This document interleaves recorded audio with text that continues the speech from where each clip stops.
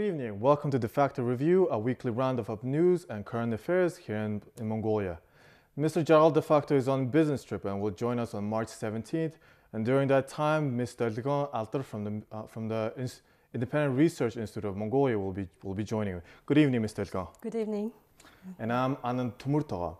You can watch us on Facebook on MNB World, and you can join in the conversation on Twitter with Gerald_Defacto.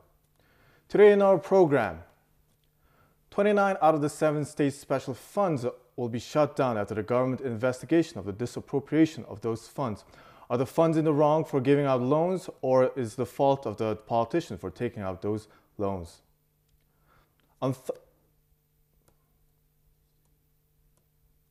Thursday, the Mongolian National Chamber of Commerce and Industry chose Mr. Amartufshev of the UFC Group to be as their next president.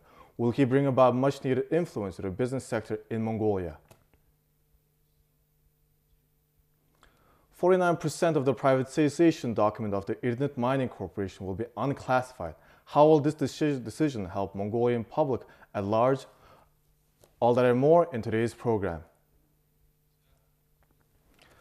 Last year, when the evidence came out that our policymakers were taking loans from the SME Development Fund, there have been numerous debates and talks of the corruption scandal. Furthermore, the Ministry of Finance did an investigation not only into the SME Development Fund, but to the rest of the state special funds. And the Minister of Finance announced that the government will be closing down the 7 funds and that they would consolidate 3 funds into one. So, the small and medium-sized enterprises are the most important sector that helps grow the middle class. However, the money that was supposed to go to these businesses went to our policymakers and their subordinates. Why do you think this gross misconduct happened? And is it because we don't have a strong checks and balances on the government, basically? Indeed, SMEs make up around 98% of all enterprises in Mongolia, and it employs the majority of the labor force. Namely, numbers vary, of course, but around 70% of the workforce. According to a recent study we did with IFC, it was in 2014, SMEs declared that one of the most important challenges they're facing is, in fact, access to finance. We should remember that SMEs are often owned by women, and 80% of the total SMEs are micro enterprises. So, of course, there was a huge demand from business makers. Okay, can you explain what is a micro business, basically? Micro enterprise. Yes, micro enterprise is, there are many definitions like a National Statistics Office, and also the law on SMEs specify that. I don't remember the exact numbers, but it categorizes as a micro enterprise based on the number of employees and the annual turnover. So just to move on, to respond to this huge demand to increase access to finance, the SME Development Fund took a large portion and large function of giving out loans to SMEs, who we all know. But unfortunately, recently it was found out that most of the loans were given to people with political ties or the families and friends of the influential decision makers. Yes, a huge sums actually. Yes. So I think there was around $250,000 were given to some of the politicians, and there were. I remember that some businesses wanted only like 10,000 loans, but they couldn't even get those loans. Yes, exactly. But please continue. So now the question is, whose fault was that? Was that the public that didn't provide sufficient oversight, or was that the fault from politicians? And my response straightforward would be, yes, it was the fault of politicians. So I want to clarify why. First of all, we see this SME scandal within the broader context of high-level corruption and also the lack of transparency in political party financing. So there have been, until now, no significant effort from the parliament especially to change those situations. We see really lack of political will to fight with this grand corruption. There are a lot of talk, there are a lot of statements, but we don't see any action. And the public is really waiting for clear actions. And secondly, from the government side, of course, there were attempts where there are reviews and assessments and audits, etc. But we don't see clear, we see a lot of responses, what should be done, but they're not being improved, basically. So it shows that those officials who are responsible are not doing their duties properly. So the public cannot provide oversight for all budget, for all funds that exist, and they shouldn't even have sufficient knowledge to provide oversight. So because it should be the job of the representatives who should represent those people. Yes. and do their job. And there was one question from last week that one person on Facebook asked, is that even though they're shutting down these loans because of the misappropriation, but there was a question that who gave these loans? Who decided to give these loans? There was so much misconduct of like giving 2 loans from 2 different funds to one business, and the question was who gave these? Who appropriated these loans? That they should give these loans to these people, and that was one of the questions. The main problem with all this SME fund scandal started in 2016 when the government resolution decided that the use of this fund will be dispersed with the signature of the Minister of Agriculture, who is the head of, who's heading the fund, basically. So that provided possibility for and risks for misuse of the fund. Could you explain how though? Like how it would have made for misuse of the funds? So according to this regulation, of course, the person who's signing to whom the loan should go was the Minister of Agriculture. So that means, according to previously, it was the Minister of Finance, or it had to go through various steps. So in a sense, this regulation allowed very quick disbursement. And second main criticism about this regulation is that it didn't specify clearly how transparent and how the selection process to give out loans for specific projects or specific companies would be done.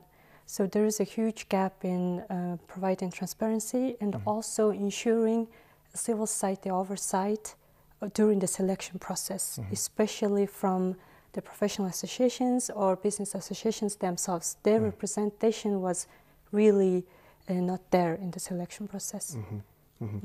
And the other question is that so these funds will be closed down, and where will the documents of these 7, basically 10 actually, these 10 funds will go? Who should look over these archived documents of these defunct funds, basically?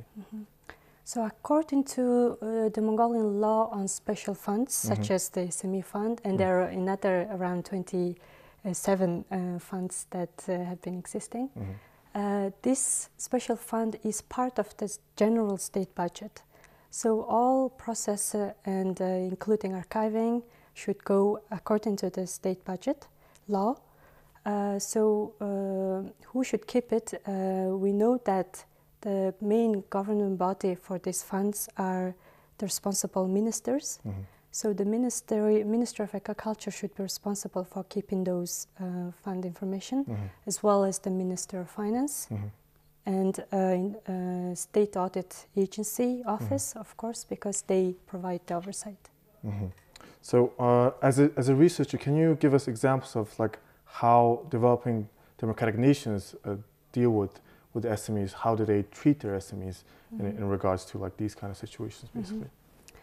So those nations, they all have something in common with Mongolia, which is they have a state agency that is responsible for supporting SMEs. So that's common. But how they operate is very different. So the two main differences is that first, they have a very tight monitoring and evaluation, and on top of that, internal audit mechanism. So those SME development agencies are not there to only give out loans, but also to provide consulting, to provide training for the SMEs. So it's they provide direct services. But on the other hand, they also create an enabling environment for SMEs, which means, for example, they try to provide a stable macroeconomic environment. They try to create more entrepreneurship skills. Public procurement policies are very tailored to support their own SMEs. There is some tax exemption and possibilities.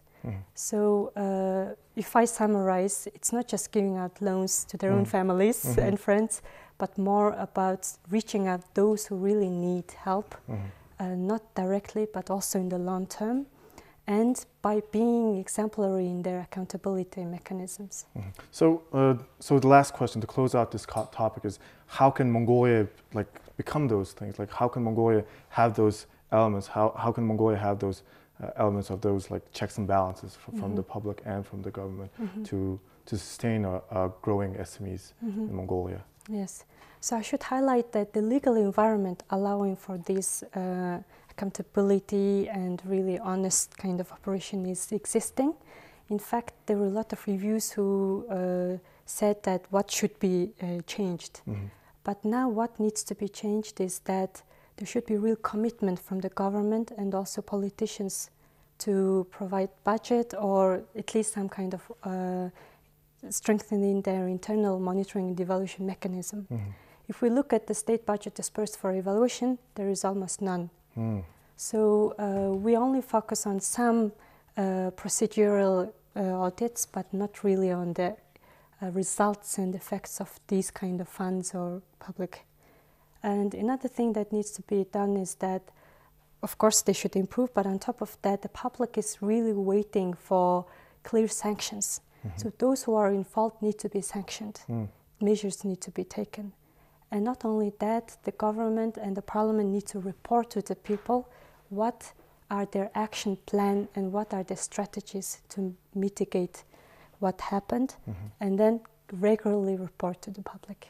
I see. Okay. So moving on to our next topic. The Mongolian National Chamber of Commerce will celebrate its 60th anniversary in 2020, and the biggest voice for Mongolian business just held its 20th regular session and chose a new leader. So this chamber has a role of having principles and consolidating voice for Mongolian businesses and influence government, basically. Has that been happening?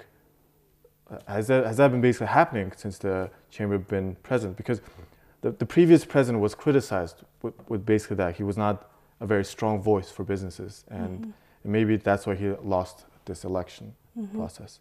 And do you think that, again, does the chamber have that influence on government in any way, shape or form? Well, of course, the Chamber of Commerce has been existing for the last 60 years. Yes. So half of the time it existed under the centrally planned economy. So we are talking only the second half. Yes.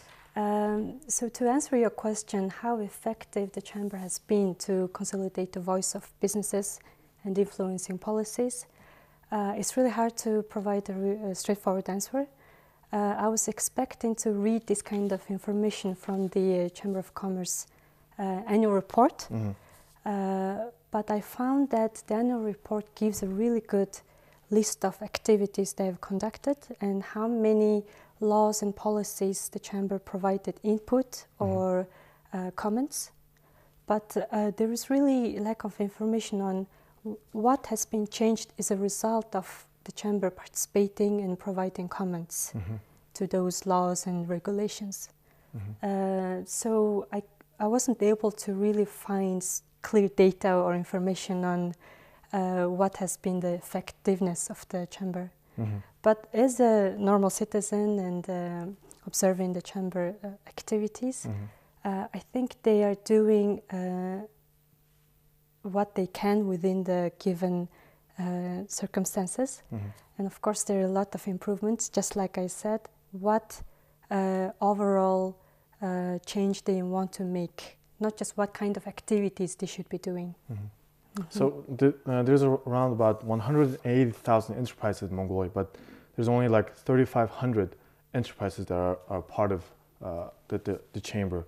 Why do you think that these enterprises don't want to join or see that the chamber is not that important for them to join and be their voice of reason, basically? I would say yes or no. So on the one hand, we should take into consideration Mongolian current social and cultural situation. According to some studies we conducted nationwide about people's participation in professional organizations, generally Mongolian people have been quite reluctant to be part of professional associations or general NGOs and things like that. On the other hand, like I said, majority of those SMEs were micro enterprises. And main characteristic of micro enterprises in Mongolia is that they are often family owned, family businesses or household businesses. So that means that the majority of businesses in Mongolia are operating not according to corporate governance or like a modern business style. And maybe that might be explaining why not many companies are joining the Chamber of Commerce. On the other hand, from the commerce side, of course, it shows that there is this big market and big area, gray area, where they are not really reaching out. So if the Chamber provides more information and have special maybe membership for micro enterprises and small enterprises, then it would be a good incentive for encouraging those enterprises to join the commerce. Do you think that Mr. Amatushin will do that? He started out business very small. They say like basically selling out like seabok tournaments. Basically, do you think he can do that though? Yeah, I saw his statement, and I hope so. So what makes me hopeful is that he was talking more about what kind of changes he wants to bring about, and Mongolian business should have a joint and more common goal. So that's why I think I'm hopeful, and it should start with the change in how they set their goals and how they report on what they achieved. Yeah. So my last question is that one of the reasons might be that the business is not growing, and maybe that the chamber don't have a strong voice, is that maybe that crony capitalism is taking root in Mongolia. Do you think that's true though? Do you think that crony capitalism has taken root in Mongolia, and that's why that the chamber doesn't have a voice, and maybe that's why businesses can't reach out or to have a check on the government or ask for the government to say this is wrong and this is right? Yes, I agree with you in a sense, because as I described earlier, Mongolian cultural and also business is mainly characterized by this close interactions and relationship within family or extended family or friends. But now we're in the process of moving to a more professional and more modern type of relationships, I would say. So this is also visible in business relations. So I hope the role of the Chamber of Commerce would be to make as much as fast as possible this transition and help the businesses to break away from this crony capitalism. So how can we basically split from this like family ties and small like relations, basically like having friends and relations, and split from that, and maybe how can we conduct businesses that are basically fair and uncorrupt, and that there's maybe for Mongolian some businesses we have an incentive to like help out each other, but in a way that is sometimes basically enabling corruption. Isn't that right? According to one study I saw, SMEs particularly, they tend to do business with other SMEs. So in that sense, there's a lot of potential for SMEs to develop this kind of professional business conduct. And we have to distinguish between large and small and medium. They all have different characteristics. And most of the big corruption scandals have been involved with large companies. So we need to pay more attention on that. In Mongolia, side. right? In Mongolia. And on the other hand, there's more opportunity now being created. Mongolia is now trying to promote export of products, and there's now more information available, IT solutions. So all these create an opportunity for SMEs to break away from this family or close tie. And we already have really very good examples. And can you share from those examples, maybe? Mm-hmm. Like what kind of businesses that are those examples, basically? Mm-hmm. I don't want to name any particular names, but as we all know, they're like in fashion and in cosmetics and things like that. Also, IT has been a big export also. Maybe like Erdenet and also like Lamor. Yes, and I heard also Mogul content. Mm-hmm. Mm-hmm. Okay. So moving on to our next topic. On Wednesday, the chairman of the Cabinet Secretariat announced that the minutes of the government session and the documents relating to the 49% of the privatization of the Erdenet Mining Corporation will be unclassified. So, what do you make of the statement by the chairman of the Cabinet Secretariat, Oyurden, about these unclassifying of these documents? How will this help basically the public at large? What does this mean basically? Mm-hmm. So first of all, the proposal from Oyurden need to be endorsed by the State Security Council. So it's not completely declassified yet. Yeah. So the public is really looking very closely whether the State Security Council will actually declassify it or not. Mm-hmm. In case if it is declassified, of course, according to the statement of Oyurden and also general public, it will allow an independent and objective review and monitoring of what has happened and whether the deal has been done according to Mongolian laws and regulations. So the primary purpose or the good thing about declassifying would be to allow those kind of independent and objective assessments. So my question is that why is this very important? Why is that declassifying these documents is very important for Mongolia and like Mongolia at large? Why are we like hang up on this corporation? Can you give us a brief history on Erdenet Mining Corporation, please? And of course, Erdenet Mining Corporation is one of Mongolia's largest companies contributing to the state budget, not only in monetary terms, but also it has been seen as an example where extractive industry can benefit Mongolian economy. So it has been publicly owned, but 40% of it has gone very quickly without much knowledge and disclosure to private ownership. So because it has been a public state-owned enterprise and now moving to private, it needs to be disclosed according to Mongolian laws on right to information and public procurement or any other laws we can mention. But unfortunately, the way it has been done and the implication has been very unclear to public, of course raising a lot of questions why it has happened, and even some names and companies and banks have been involved in this deal. But I want to also highlight that this Mongolian law on state secret itself really hinders the law on right to information in Mongolia. How they classify which information is secret, how long it should remain secret, all of these are very vague, so it's open to interpretation and subjective judgment. So now, today we see a deal that is of that significance being classified as secret, and in the future we don't know what other types of information would be classified as secret. So although Mongolia has been ranking very high in various transparency index, liberty index and things like that, this law poses a great challenge. So whilst talking about this 49% deal and Erdenet case, we should also be talking about how appropriate the state secret law is. So can you explain why is this? Maybe this is very important for Mongolians, but how will this benefit maybe like foreign corporation or foreign investment, how will they benefit from knowing about this unclassified document? How will that help them grow their business in Mongolia, basically?